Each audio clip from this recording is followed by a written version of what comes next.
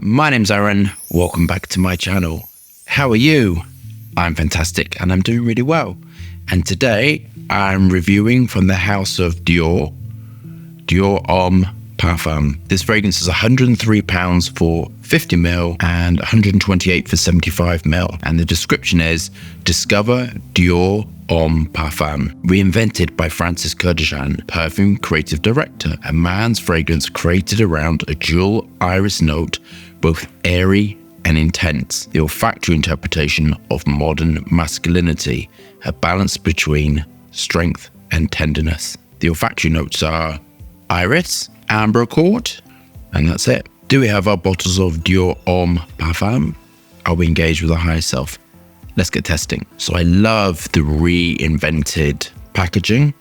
I think it looks really classy, black and silver. The color gradient moving from yellow to brown to black. I think it's very lovely. It looks reinvented. I'm unsure as to why DIOR would discontinue a fragrance and reformulate a fragrance, especially if it's well loved. Maybe the sales weren't too good. Maybe there wasn't some internal dialogue that we're not privy to. Not quite sure. I would not like this job because I think if you are reformulating a very well-loved fragrance, it makes me feel uneasy. There's an easiness where I think, oh, this is not like great. I would have done something extra, like a DIOR Homme Intense or Extrait or something, but I wouldn't wanted to do this. Anyway, let's have a look at the atomizer. So what am I expecting?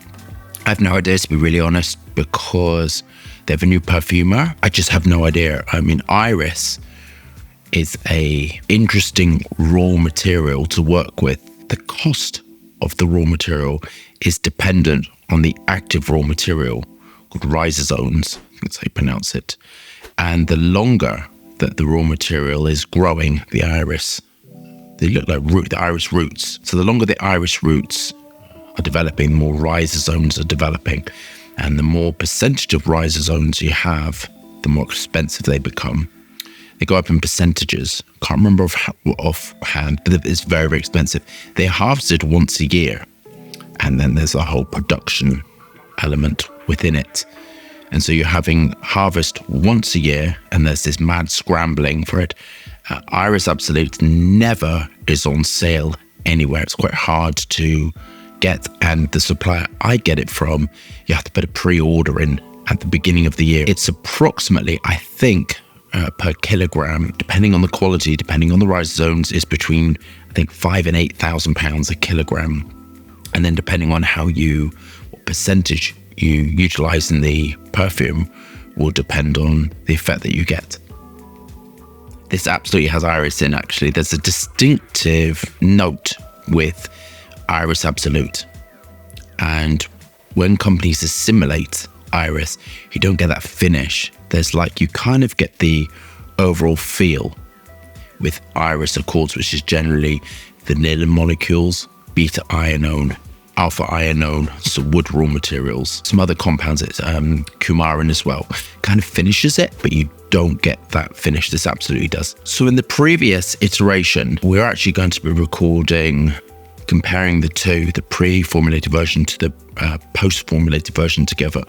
I remember it smelling very classic, timeless, quite classy, and this smells a lot younger. So this smells like a much, much more youthful fragrance. It smells very, very designer. Whereas I think before they switched to Perfumer, the style of perfumery tended to be, I loved it, very classy, timeless, elegant. There wasn't many pre-Francis Kurkdjian fragrances I didn't like. I loved his style of perfumery. I thought it was very, very nice. I really responded positively to it.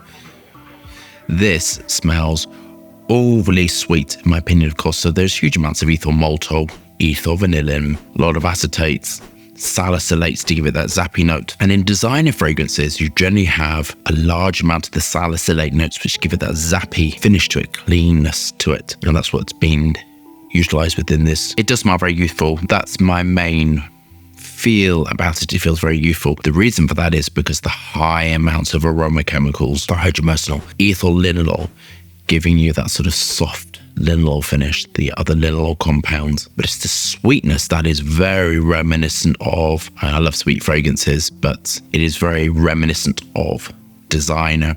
And I associate this level of sweetness with fragrances that generally tend to be £60 and below. You absolutely can detect that this is a different perfumer because it is very in keeping with Jean-Paul Gaultier fragrances, the most wanted. I don't know if he created that, but that's the thing again, is Ultra Mile is giving me that, and that is the Bergamot Artisma. Bergamot Artisma work really beautifully together. Mugwort is also called, another name which I can't remember offhand, and they work really lovely together to give it lift and volume. The elevation is lovely. It's going to give you beautiful sillage, but it doesn't smell like Dior. On to my final thoughts. I think this is lovely. I think it's actually very, very nice. It's not what I thought it was going to be at all, because in my head, I associate Dior with being Dior, and I don't associate it with Jean-Paul Gaultier, which isn't a problem, but there's a difference in the price range, you see. And to me, in my opinion, I'm not feeling that it's a £100 fragrance for 50 ml. I've said to you before, but when you have fragrances that are £60 for 50 ml, £80, £100, then you go above the £100 mark, I'm expecting it to be different.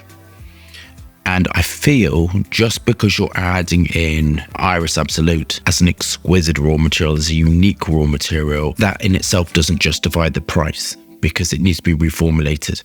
This is not particularly musk heavy. Dior always was quite musk heavy. They utilized a lot of Hannibalide, which I love. And I think that's why I loved it. It sort of had a different finish, different feel to it. But this is very lovely. I got to say it's very, very lovely, but I wouldn't, if you gave me this, I got some other Diors. We're going to put them together so we can see. So if you gave me the Dior Homme Original and the Dior Homme Parfum, which I think is a little bit unfair, but it is the same company, I would not think it was the same. This smells like a completely different range. We're going to compare the original, but I just wanted to remind myself of what Dior Homme, the feel of it.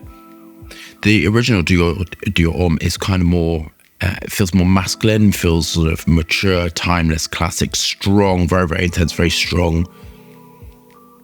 And then the Dior Homme Parfum smells much, much more youthful, a completely different demographic, and maybe that's the direction they're going to, which is going for sort of 20s. I'm not saying that anyone can't wear this, but I feel like this is a much more youthful fragrance. So how am I going to summarize this fragrance? The summary is youthful, completely different to all the other Dior Hommes. Light, airy, as it says, light, airy, utilizing beautiful raw materials, beautiful amount of citruses, it's herbaceous notes.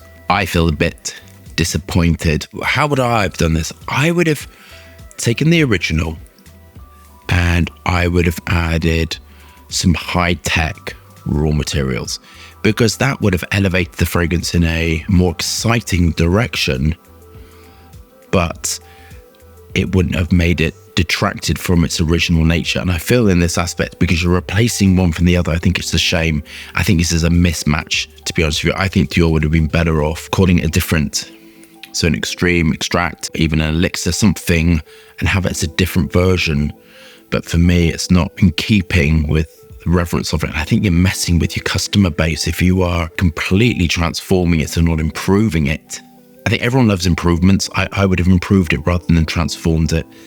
The bits I don't like about it are the overall sweetness in it. To me, that's a little bit jarring. And the aroma chemicals, the fruit aroma chemicals used to give it just a very overly sweet feel. And I don't really feel it's working with the iris. There's a kind of a mismatch in the formula, kind of as my brain's working with it. The price, this is the problem I'm having, because it does contain the Iris Absolute, and Iris Absolute is very expensive. But I suppose as Dior, you get it cheap because you're buying so much. It's 105 and it feels like a fragrance that should be between it should be about 60. That's what it smells like.